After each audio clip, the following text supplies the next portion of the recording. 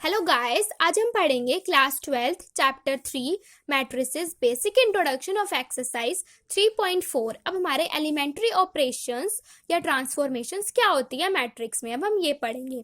There are 6 operations that is transformations on a matrix. हमारे पास 6 operations होते हैं मैट्रिक्स के अंदर। 3 of which are due to rows. 3 किसकी होती है, रोज की, और 3 किसकी होती है, कॉलम्स की, which are known as elementary operations और ट्रांसफॉर्मेशन, जिसे हम एलिमेंट्री ऑपरेशंस या ट्रांसफॉर्मेशंस कहते हैं। अब हमारी होती कौन कौन सी, अब हम वो पढ़ेंगे। 3 हमारी रोज की होती है, 3 हमारी कॉलम्स की होती है। तो हम सबसे पहले क्या पढ़ते हैं, फर्स्ट वाली पढ़ते हैं।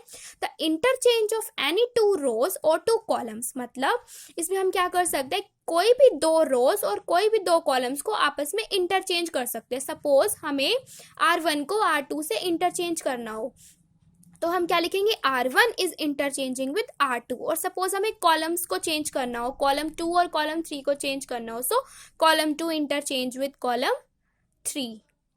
सो इंटरचेंज का कौन सा सिंबल होता है हमारा, इस तरीके का सिंबल होता है। सो अब हम एग्जांपल देखते हैं। सपोज हमारे पास ये मैट्रिक्स दे रखी है A, और इसमें हमें R1 और R2 को क्या करना है, इंटरचेंज। तो हम किस तरीके से करेंगे, R1 हमारी कौन सी है, ये 1 to 1 वाली, और R2 कौन सी है, -1 √3 और 1 वाली। सो अब हम क्या करेंगे, इंटरचेंज कर देंगे, R1 की जगह R2, R2 की जगह R1। सो अब यही हुआ हमारा, यहाँ पे जो हमारी R2 थी वो R1 की जगह पे आ गई, -1 √3 एंड 1 हमारा क्या हो गया, R1, और 1 2 और 1 क्या हो गई हमारी, R2।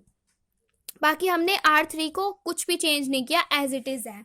और अगर हमें कॉलम 1 को कॉलम 2 से इंटरचेंज करना हो इसी मैट्रिक्स में, तो हम किस तरीके से करेंगे, कॉलम 1 हमारा ये है, कॉलम 2 ये है। सो अब हमने क्या किया, कॉलम 1 की जगह कॉलम 2 आ गया, कॉलम 2 की जगह कॉलम 1 आ गया, सिंपल। अब हम देखते हैं हमारी नेक्स्ट ट्रांसफॉर्मेशन। अब नेक्स्ट ट्रांसफॉर्मेशन क्या बोल रही है, the multiplication of the elements of any row और column by a non zero number. इस वाली ट्रांसफॉर्मेशन का हमारा मीनिंग ये है कि हम कोई भी रो में, मतलब कि कोई भी अगर नॉन जीरो नंबर को मल्टीप्लाई कर सकते हैं। सपोज हमें R1 में पूरी R1 को हमें 2 से मल्टीप्लाई करना हो तो हम उसको कर सकते हैं। सपोज हमें C1 में करना हो 3 से 7 से 9 से किसी से मल्टीप्लाई करना हो तो वो हम कर सकते हैं। फॉर एग्जाम्पल सपोज हमारे पास ये मैट्रिक्स दे रखी है A, और हम ये चाहते हैं कि हमारे कॉलम 1 में हम 7 से मल्टीप्लाई कर दे। सो हमने क्या किया, C1 changes to 7 of C1। इसे हम किससे रीड करते हैं, changes to C1 changes to 7 of C1। अब हम क्या करेंगे, C1 में 7 से मल्टीप्लाई कर देंगे। सो C1 के दोनों एलिमेंट्स को हमने क्या कर दिया, 7 से मल्टीप्लाई, बाकी सब एज इट इज। इस तरीके से सपोज हमें रो में चेंजेस करने हैं, हमारे पास यही मैट्रिक्स है, इसमें हमें क्या करना है, R1 में 2 से मल्टीप्लाई करनी है। सो हम कर देंगे कैसे, 2 1 जा 2, 2 2 जा 4, 4 2 जा 8, और बाकी जो हमारा R2 है वो एज इट इज। ठीक है। अब नेक्स्ट जो हमारे ट्रांसफॉर्मेशन है वो ये है, the addition of multiple of the elements of one row और column to the corresponding elements of another row और कॉलम। अब हम इसे एग्जाम्पल से समझते हैं। सपोज हमारी कोई भी रो है, उसे हम क्या कर सकते हैं, उसके अंदर हम ऐड कर सकते हैं मल्टीप्लाई करके किसी और रो को या कॉलम को। अब हम एग्जाम्पल देखते हैं। If A is equal to this, suppose हमें ये मैट्रिक्स दे रखी है और हम इस तरह के कोई ऑपरेशन लगाते हैं, R2 changes to R2 -2 of R1। जो यहाँ पे होगा वही हमारा यहाँ पे होगा, बट जो हमारा ये दूसरा वाला है जिसके साथ हम मल्टीप्लाई करेंगे, वो जो हमारी रो है या कॉलम है वो क्या हो गए, हमारे चेंज हो जाएंगे। सपोज R1 हो गया, R3 हो गया, कुछ भी हो सकता है, बट ये नहीं होगा, सेम नहीं हो सकता। मतलब जैसे यहाँ पे R2 है तो यहाँ पे R2 नहीं हो सकता, यहाँ पे कुछ और ही होगा, R1 R3 R4 इस तरीके से। सो अगर हम ये ऑपरेशन लगाएं हमारी R2 पे, रो 2 पे, तो हमारे पास क्या आंसर आ जाएगा, रो 1 तो हमने एज इट इज लिख दिए। अब हमारे R2 पे हम ये ऑपरेशन लगा रहे हैं, R2 माइनस मतलब 2 -2 इंटू R1। R1 क्या है हमारी 1, तो 2 -2 क्या हो गया हमारा 0। सो यहाँ पे क्या आ गया आंसर हमारा 0। अब नेक्स्ट इस तरीके से करेंगे, R2 मीन्स -1 -2 इंटू ये वाला 2 इंटू ये यहाँ पे भी 2 है, सो 2 इंटू 2, तो -1 -4 विच इज इक्वल टू -5। सो यहाँ पे हमारा क्या आ गया, -5। अब इसी तरीके से सपोज हमें कॉलम में करना हो तो C2 changes to C2 -2 of C1। अब इसे किस तरीके से करेंगे, हम यही करेंगे, कॉलम 1 हमने एज इट इज लिख दिया। अब कॉलम 2 पे आए हम, कॉलम 2 में हमें क्या करना है, C2 ये क्या है हमारा 2 -2 इंटू और यहाँ पे हमारी वैल्यू क्या है C1 में 1, सो 2 माइनस 2 क्या हो गया 0, सो यहाँ पे आंसर क्या आ गया हमारा 0। और जो नेक्स्ट एलिमेंट है वो किस तरीके से बनाएंगे हम, C2 पे हमारी कौन सी वैल्यू है -1, उसके बाद माइनस का साइन लगाएंगे, उसके बाद 2 इंटू C1 पे कौन सी वैल्यू है हमारी 2, सो हमने 2 लगा दिया, सो -1 -4 क्या आ गया -5, सो इसका आंसर क्या हो गया -5। अब हमारे कंप्लीट हो चुके हैं, हमारे 3 हो गए रोज के ट्रांसफॉर्मेशंस और 3 हो गए हमारे कॉलम्स के ट्रांसफॉर्मेशंस। जो हमारी फर्स्ट ट्रांसफॉर्मेशन थी उसमें हमारा क्या था कि हम किसी भी रोज या किसी भी कॉलम्स को आपस में इंटरचेंज कर सकते हैं। और जो हमारा सेकंड ट्रांसफॉर्मेशन था वो क्या था हमारे पास कि हम सपोज हमारी कोई भी रो है उसमें हम कोई भी स्केलर मल्टीप्लायर से मल्टीप्लाई कर सकते हैं पूरी रो को या पूरे कॉलम को। और जो हमारी थर्ड थी वो ये थी कि हमारी सपोज कोई भी रो है उसके अंदर हम ऐड कर सकते हैं मल्टीप्लाई करके किसी भी और रो को, मतलब कोई भी एलिमेंट्स यहाँ पे मल्टीप्लाई हो सकता है किसी भी और रो से। Now inverse of a matrix by using elementary operations, जो मैंने आपको अभी अभी एलिमेंट्री ऑपरेशंस बताए हैं 6, उनका यूज करना है हमें और हमें इनवर्स निकालना है किसी भी मैट्रिक्स का।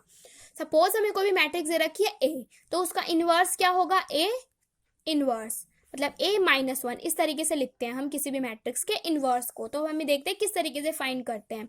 Late A be any matrix, suppose हमारे पास A कोई भी मैट्रिक्स है, then to find A inverse को फाइंड करने के लिए हमें क्या करना पड़ता है, A=I ये राइट करना पड़ता है हमें। ये हम किस में करते हैं, रो ऑपरेशंस में। अगर हम रो ऑपरेशंस लगाते हैं तो हमें ये राइट करना पड़ता है। सपोज अगर हम कॉलम ऑपरेशंस लगाएंगे तो हमें क्या राइट करना पड़ेगा, A=AI राइट करना पड़ेगा हमें। Then we perform elementary row operations और कॉलम ऑपरेशंस। कोई भी एलिमेंट्री रो ऑपरेशंस लगा सकते हैं, या तो रो लगाएंगे हम या फिर कॉलम लगाएंगे ऑन मैट्रिक्स ए के ऊपर ऑन द LHS के अंदर हमारी ये मैट्रिक्स ए है, यहाँ पे लगाएंगे elementary operations and on the prefactor I पे लगाएंगे और इधर वाले ए पे लगाएंगे, ठीक है। ऑन RHS, जो RHS में हमारा I है उस पे लगाएंगे और जो LHS में हमारा A है उस पे लगाएंगे elementary operations till we reach the result. तब तक लगाते रहेंगे हम उन ऑपरेशंस को जब तक हम इस रिजल्ट को गेन ना कर ले, डेट इज I=BA। मतलब जो यहाँ पे A है उससे हमें बनाना है हमारा आइडेंटिटी मैट्रिक्स, और जो ये अगर हम इसे आइडेंटिटी मैट्रिक्स बनाएंगे तो ये I क्या होता जाएगा, चेंज होता रहेगा अगर हम इस पे एलिमेंट्री ऑपरेशंस लगाते जाएंगे। सो जो ये आई है वो क्या बन जाएगा हमारा, कोई भी बी मैट्रिक्स बन जाएगी।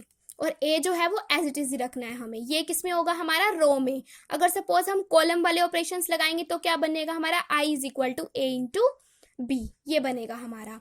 Hence the matrix B obtained is the inverse of the matrix A. So जो हमारी बी मैट्रिक्स ऑब्टेन्ड होगी उसे हम क्या बोलेंगे, inverse of matrix A.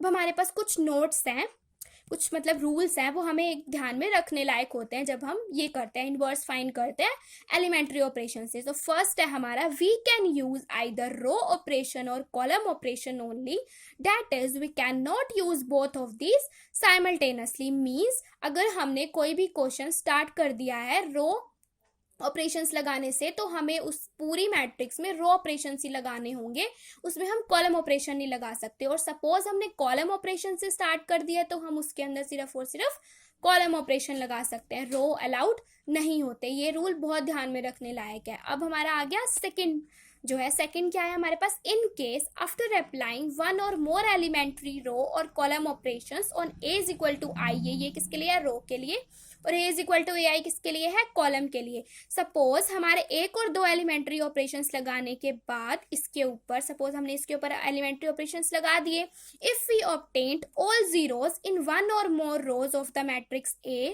On LHS then A inverse does not exist. Means suppose हमने ए वाले हम एलिमेंट्री ऑपरेशंस लगाएंगे इस ए पे और इस आई पे एलिमेंट्री ऑपरेशंस लगाएंगे, इस ए को तो हमें कुछ करना ही नहीं है। तो जब हम एलिमेंट्री ऑपरेशंस लगा रहे होंगे, सपोज एलएचएस में जो हमारा ये ए है उसकी कोई भी रो सारी जीरोज हो जाती हैं, सारी जीरो हो जाती हैं, तो क्या होता है, इनवर्स डज नॉट एग्जिस्ट, मतलब इनवर्स पॉसिबल नहीं होता, उसका हम इनवर्स फाइंड नहीं कर सकते। सो That's all for today guys. I hope आपको आज का वीडियो पसंद आया होगा. अगर आपको आज का वीडियो पसंद आया है तो प्लीज़ 3 मैजिकल थिंग्स कर दीजिए, लाइक शेयर एंड सब्सक्राइब. और इस वीडियो में मैंने आपको जो भी पढ़ाया है उसके नोट्स का लिंक मैंने आपको डिस्क्रिप्शन बॉक्स में दे दिया है. आप वहाँ से जाके उन्हें डाउनलोड कर सकते हैं. Thank you.